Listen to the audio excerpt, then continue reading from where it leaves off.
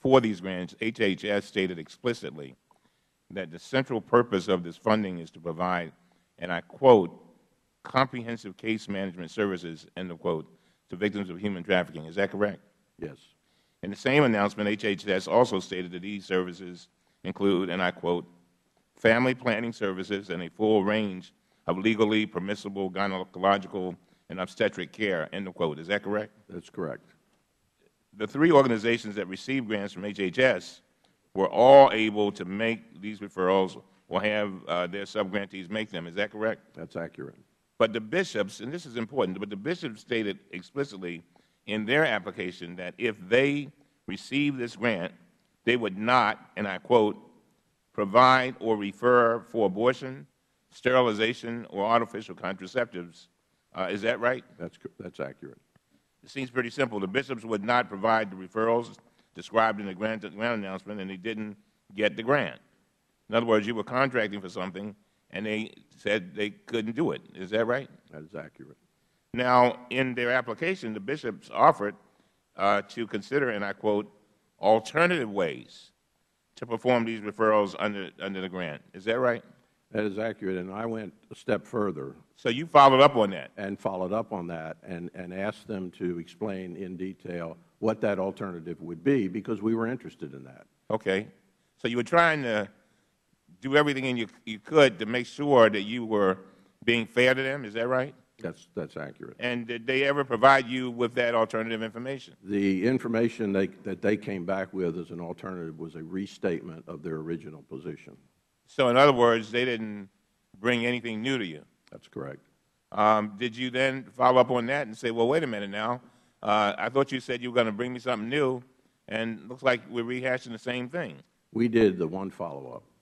And that was it.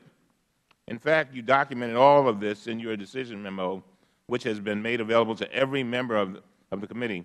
The memo explains that HHS asked the bishops if they had any specific proposals for alternative ways to provide these referral services, but the bishops, and I quote, did not offer any proposals. Is that correct? It's accurate.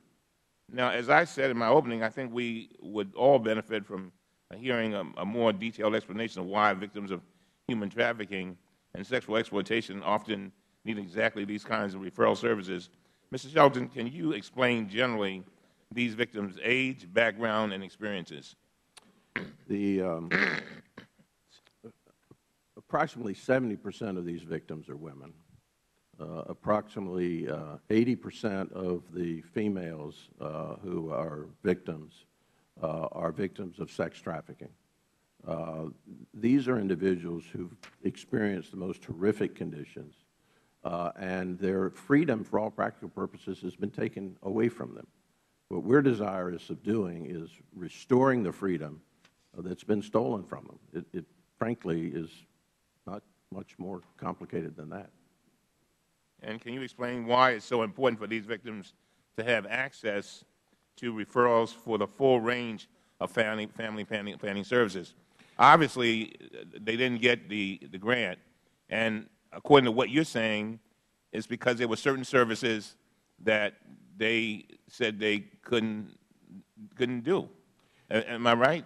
That is accurate. And so now this goes to the basic points in this hearing. What was it that they needed that you were trying to get for them that the bishops were not able to provide? You put out a contract, and basically you're saying this is what we need. They said we cannot do certain services, and so they didn't get it. But the question becomes, why did they need what you were contracting for? You follow me? And why was that so significant? Well, even the reviewers pointed out that the unwillingness of that applicant to provide the full array of options raised questions as to whether they could provide a response to the 6 objectives outlined in the contract. But let me point out, I think that the Chairman, frankly, has put his finger on it.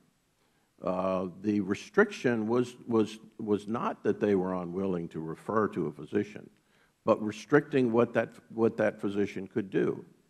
And that is a concern that I have.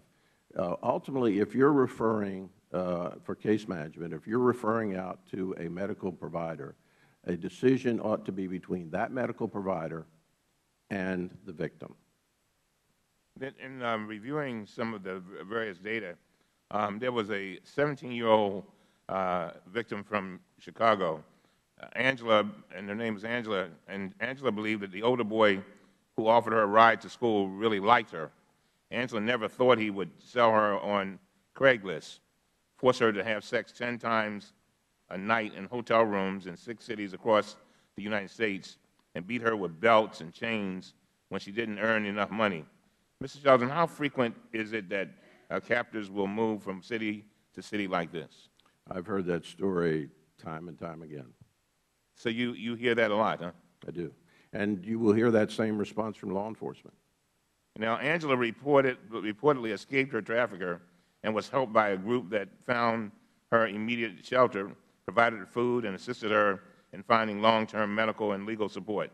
Next is the story of a young lady who was trafficked by a man who pretended to be her boyfriend. He held her inside hotels for a period of 8 months, where she was forced to have sex with 10 to 15 men a night, and given every penny she earned, had to give every penny she earned to the trafficker. Through a police raid, Clara and another young female victim were rescued. Clara was extremely distraught to discover that she was pregnant because she knew that the baby would belong to any of the hundreds of men who raped her, or even perhaps to the trafficker himself. How often do you hear stories like that? I've heard stories in Florida when I was chairing the task force there from victims themselves. I currently serve on the Special Operating Group at the Federal level, where I've heard those stories from law enforcement, Federal law enforcement agencies as well. Thank you very much. I see my time is up. Thank you, Mr. Chairman. Thank you. We now go to the gentleman from Utah, Mr. Chaffetz, for 5 minutes. Thank you, Mr. Chairman. Thank you for